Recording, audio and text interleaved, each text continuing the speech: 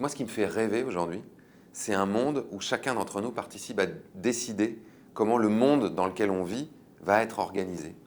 Et qu'on ne soit plus simplement des esclaves d'un système qui nous envoie au boulot tous les jours pour faire tourner la machine économique et essayer comme on peut de payer notre loyer et nos factures.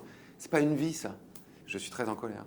Et à la fois, je sais que cette colère, il faut la transformer dans quelque chose de constructif qui permette de mettre notre énergie au bon endroit. Et moi, j'adorerais aller chercher mes légumes dans une petite ferme sublime à côté de la ville où j'habite et que en fait, le territoire soit mité de tout un tas de petites fermes qui n'utilisent pas de pesticides, qui n'utilisent pas d'engrais, qui sont magnifiques, qui font revenir la biodiversité. Moi, j'ai envie de vivre dans une ville où justement on peut marcher, faire du vélo et où il y a beaucoup moins de pollution de l'air et où ça coûte moins cher. C'est ça qui est fou. Une vie plus écologique, c'est une vie qui nous coûterait moins cher.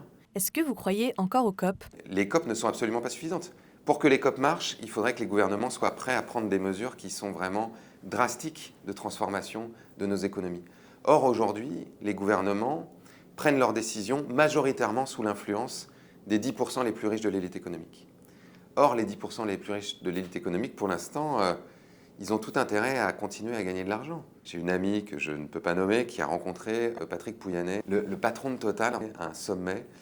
Et Patrick Pouyanné lui aurait dit « Tu sais, moi, le changement climatique, ça m'empêche de dormir, mais qu'est-ce que tu veux que j'y fasse tant qu'il y a de la demande ?»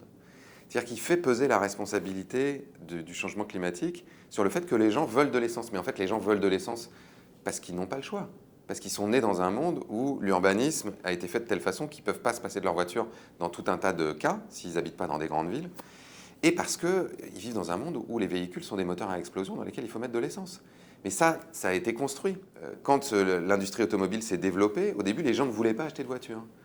Ils avaient tendance à prendre le tramway. À tel point que les compagnies automobiles ont dû attaquer en justice les compagnies de tramway pour concurrence déloyale et pour finalement développer la publicité et créer du besoin là où il n'y en avait pas forcément. Donc vous voyez bien à quel point cette idée que c'est toujours nous les coupables dans cette situation est extrêmement vicieuse et totalement fausse.